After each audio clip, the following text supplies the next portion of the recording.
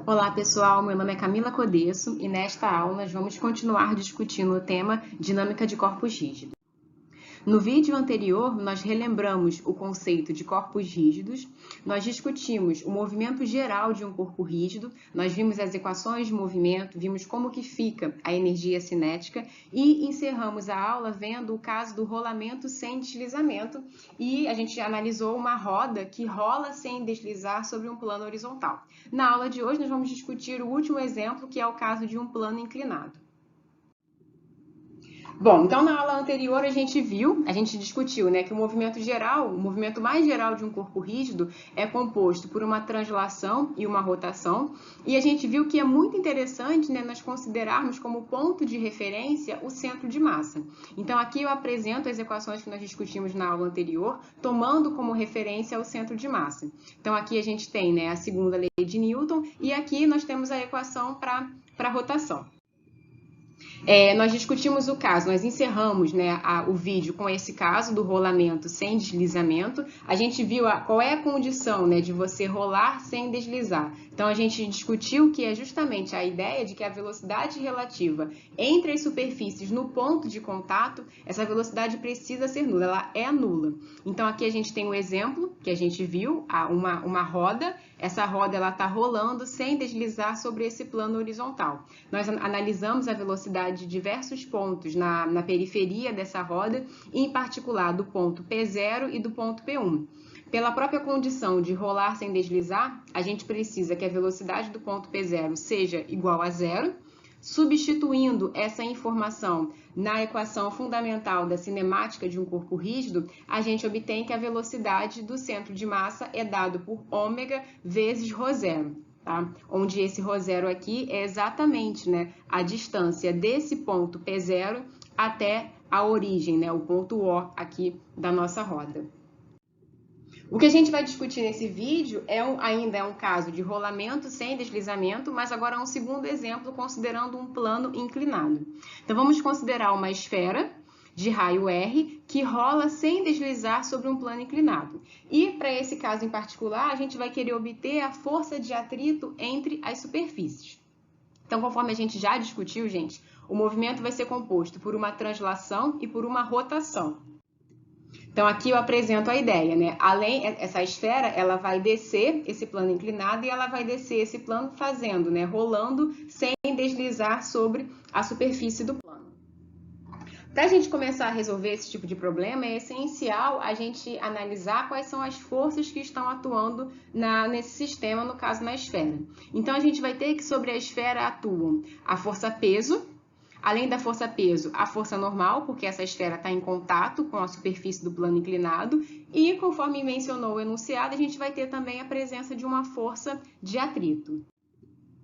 Então, o que a gente vai precisar fazer aqui eu repeti a segunda lei de Newton, tomando como referência o centro de massa, e a gente vai precisar escrever a segunda lei de Newton para esse caso. O que a gente observa?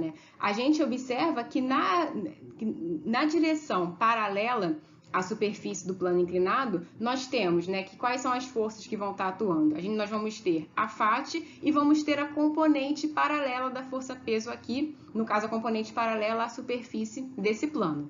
Então, levando em consideração essas forças que atuam na direção onde a gente está tendo o movimento, nós podemos escrever a segunda lei de Newton. Então, a gente vai ter que a massa vezes a aceleração do centro de massa é igual à componente do peso paralela à superfície do plano inclinado menos a força de atrito. Então, essa aqui é a segunda lei de Newton para esse caso. É importante a gente notar que, conforme nós discutimos, quando a gente tem um rolamento sem deslizamento, a velocidade do ponto, que está em contato com a superfície, essa velocidade, ela é nula. Se essa velocidade é nula, a gente ressalta que a força de atrito que vai entrar em jogo aqui na nossa expressão é o atrito estático. Então, isso é muito importante. Devido ao fato da velocidade no ponto de contato ser nula, a força de atrito é uma força de atrito estático. Bom, então agora nós temos aqui, eu obtenho uma equação a partir do movimento de translação, e agora eu vou olhar justamente para a equação que a gente obtém a partir do movimento de rotação. Então, da rotação, nós sabemos, né, que a derivada temporal do momento angular com relação ao centro de massa é igual ao torque externo com relação ao centro de massa. E aqui também eu já escrevo substituindo, né, o momento angular como sendo o momento de inércia vezes a aceleração angular. Essa expressão é igual ao torque externo com relação ao centro de massa. E aí agora vem um segundo ponto, né, muito importante. Para a gente poder calcular aqui, né, qual que é o torque que está atuando nesse sistema, a gente precisa olhar com cuidado todas as forças que estão atuando no objeto em questão, que é essa esfera, e principalmente observar, na verdade, o ponto em que essas forças atuam. Então, eu repeti aqui a figura e a gente vai analisar em mais detalhes.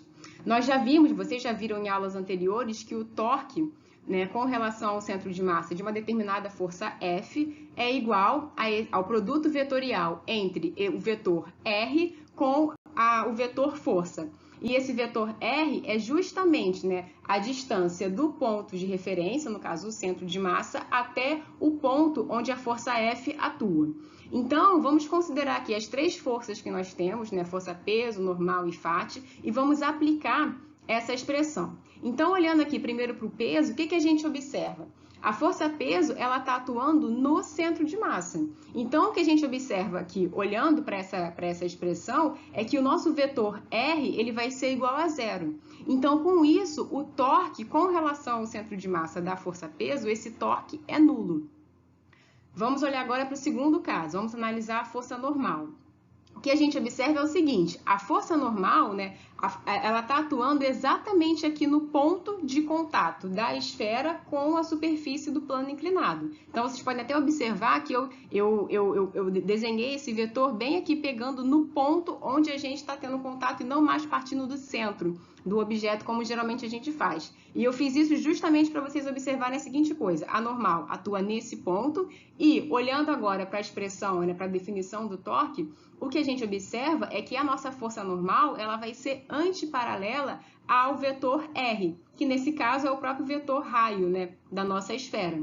Então, como a força normal ela é antiparalela, a gente vai ter também que esse produto vetorial vai ser um vetor nulo. Então, o torque também com relação ao centro de massa, né, tomando o centro de massa como referência, o torque da força normal também é igual a zero. Por fim, a gente vai analisar o torque devido à força de atrito. Então, o que vai acontecer? Olhando aqui de novo para a definição, a gente pode observar, né, que esse vetor R vai ser o vetor raio da esfera que sai aqui do centro de massa, do centro do objeto, no centro de massa, e vai até o ponto de contato, tá bom? E essa força F agora, ela é a fat. Tá? Então, agora substituindo isso aqui na expressão do torque, a gente observa que a gente tem um torque e esse torque é causado pela força de atrito, tá bom? Aqui eu já coloquei, na verdade, o módulo do torque, então o módulo do torque vai ser igual a R vezes a fat, onde esse R é o raio da esfera, e nesse caso aqui o torque está apontando para dentro do plano, tá? Mas aqui eu acabei representando já a expressão do módulo do torque.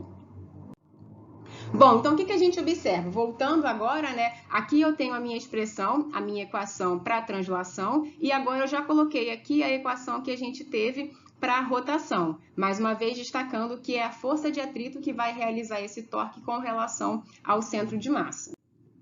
Então, agora aqui eu estou repetindo apenas as minhas duas equações, uma devido à translação e a outra devido à rotação. E aí agora, bom, a gente quer resolver o problema, mas para resolver a gente tem que analisar. Olhando essas duas equações, o que a gente observa? Nós temos como incógnita a força de atrito, a aceleração do centro de massa, que eu não sei quanto que vale, e ainda o alfa. Tá? Então, o que a gente vê aqui é que nós temos um sistema de duas equações e com três incógnitas. Então, a gente não consegue resolver esse sistema. Para eu resolver, eu vou precisar de mais uma equação. Que equação é essa? Bom, vocês já viram também, né, que a velocidade do centro de massa, ela, para esse caso, ela vai ser escrita como ômega, que é a velocidade angular, vezes R. A gente pode derivar essa expressão no tempo, então a gente obtém que a aceleração do centro de massa é igual a alfa vezes r. E agora sim, eu tenho 3 equações, tá? Se eu tenho 3 equações com 3 incógnitas, então agora eu consigo resolver esse problema. Então, o que eu fiz aqui foi apenas repetir as minhas 3 equações, numerando, e agora eu tenho esse sistema e eu preciso resolver esse sistema. Como é que a gente pode resolver esse sistema? Então, a minha ideia, né, a minha estratégia foi, eu repetir as minhas 2 primeiras equações, peguei a minha primeira equação e vou multiplicar ela por R, tá? Onde R é o raio da minha esfera. Então, eu multiplico essa primeira equação por R e somo com a segunda equação. Então, é exatamente esse resultado que eu obtenho. Eu peço que vocês pausem o vídeo e façam essas contas em detalhes. Então, aqui eu só repeti o meu resultado, né? Pego a minha primeira equação, multiplico pelo R, somo com a minha segunda equação e obtenho esse resultado. E o que eu vou fazer agora é usar a minha terceira equação para substituir quem é a aceleração do centro de massa no meu resultado. Então, fazendo essa passagem, né, substituindo quem é a aceleração do centro de massa, usando aqui essa terceira equação nessa, eu obtenho esse resultado. Bom, repetir aqui o resultado, e o que eu posso fazer agora é isolar quem é o meu alfa, então eu calculo o alfa e posso substituir de novo na minha equação 2 e obter o valor da minha força de atrito. É claro que aqui no vídeo, gente, mais uma vez, pode ficar um pouco corrido, então eu peço, por favor, que vocês pausem o vídeo e que vocês façam essas contas. Outro ponto importante aqui para destacar, né, é que eu deixei a resposta em função do momento de inércia com relação ao centro de massa dessa esfera. Vocês também podem pegar, calcular esse momento de inércia e substituir aqui na resposta final. Mas o que importa é, bom, a gente obteve aqui a FAT, tá? Então a gente calculou, a gente analisou esse movimento geral de uma esfera, né, que rola sem deslizar sobre a superfície desse plano inclinado e a gente obteve o valor da força de atrito. Eu gostaria que vocês pensassem, né, qual que é o trabalho realizado pela força de atrito nesse caso. Então, é um ponto bem interessante da gente analisar, porque o que a gente vai observar é o seguinte, o trabalho realizado pela força de atrito nesse caso, ele é nulo. E ele é nulo por quê? Porque no ponto, né, de contato, que é exatamente onde a força de atrito atua, nesse ponto de contato entre a esfera e a superfície do plano inclinado, a gente tem que a velocidade desse ponto é igual a zero. Então, o que a gente vai ver é que a força de atrito, ela não realiza trabalho, tá? Então, isso é um ponto um ponto sutil, mas é importante da gente destacar. Então, pensem sobre isso, né? Justamente pelo fato da velocidade no ponto de contato entre a esfera e a superfície do plano ser nula, a força de atrito não realiza trabalho, tá bom? Então, nossa aula encerra-se por aqui. Eu espero que vocês tenham compreendido os conceitos e qualquer dúvida, tragam para a nossa aula.